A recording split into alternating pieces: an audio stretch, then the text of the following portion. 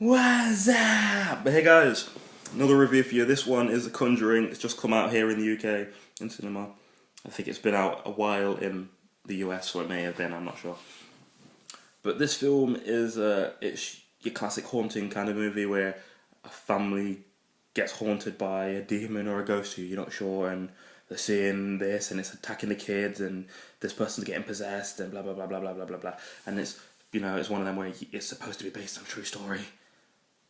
And to some extent it is. It's about Ed and Lorraine Warren, and if you're not familiar with them, they were really famous in the 70s and the 60s for like mediumship. They're the ones that went into the Amityville horror house and picked up on the spirits there and whatever. Some people think they're fakes. Some people think they're legitimate. Lorraine's the one with the gift, and they really emphasize this in the movie. And it's really, and how they do it is interesting. Like, I don't care. I don't give a shit if this story is real or not, because it's interesting. Like, this is a real person, and this potentially could have happened to her. So it starts out, and there's these teen girls. They're telling about this ghost they think they had in their apartment of a little girl, and she likes playing with the doll, and we told her to inhabit the doll so she could live in it, which is fucking weird. I don't know who the hell would do that. But then they're like, no, no, no, no, no. It wasn't a girl. It was something else, something that's never lived, something that's never breathed, a demon, or something. Like, it's not in the doll. It's using it as a conduit, and it's just using it to make you think it's the doll.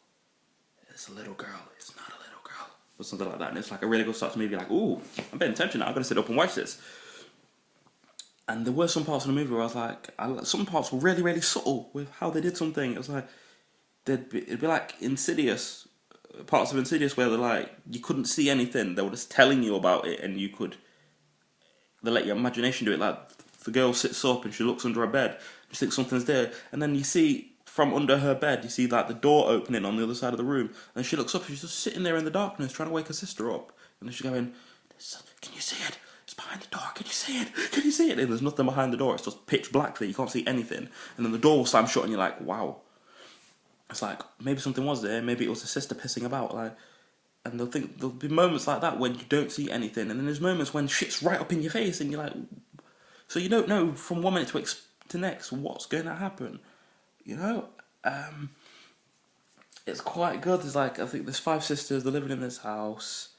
They moved to this new house, and they got a creepy cellar and a creepy attic, and you find out a woman was convicted of witchcraft, and something like she killed her baby and hung herself from the tree, and then another woman moved into this house, and that woman killed her son and then killed herself in the cellar.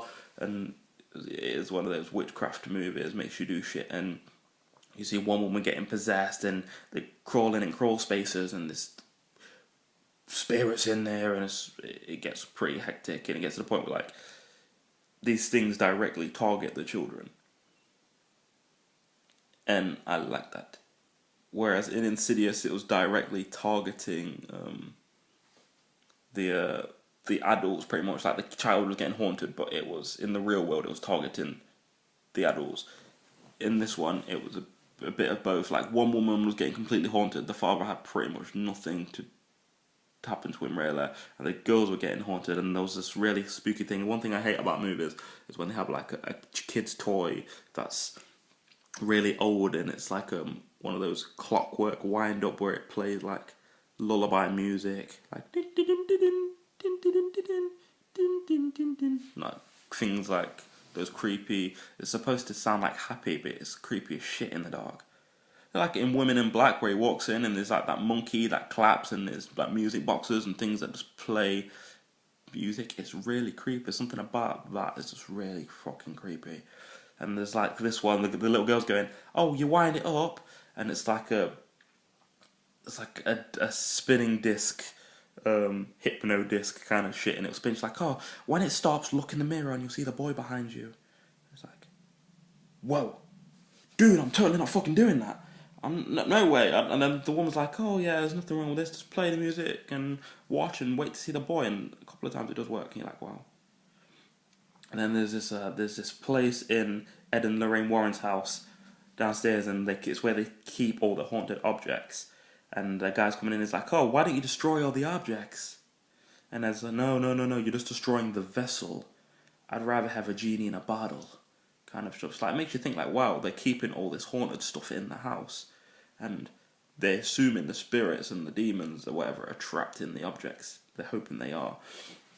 The whole movie is quite good. The relationship between Ed and Lorraine Warren and the family is good. It's really interesting, and if it actually was a real story, it was creepy as hell. I don't actually think this happened, but it's not for me to judge other people's beliefs. But I think if this happened, this would make me never sleep with the light off again. I don't get scared. I haven't been scared of a movie since I was a kid. I think my sister made me watch horror movies when I was little, so as a result now I'm scared of no movies. Paranormal Activity, Insidious, I never jump, I never like, there's never a heart racing moment, there's none of that. I just watch a movie through and I'm like, well, I can see why that'll scare people. This is a movie that will scare people. A little bit.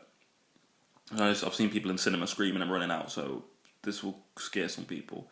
It's quite good. It's worth a watch. It's one of those. Horror movies this year have been quite interesting, quite good. So it's worth a watch. So that's The Conjuring for you. It's worth watching. It's based on real people. I'm guessing it'll be one of them where, like, The Exorcist is based on a true story when it's one person's experience and they don't even give them the real name. So I think it's based on Ed and Lorraine Warren. So it's worth a watch. So I'll see you soon, you bastards.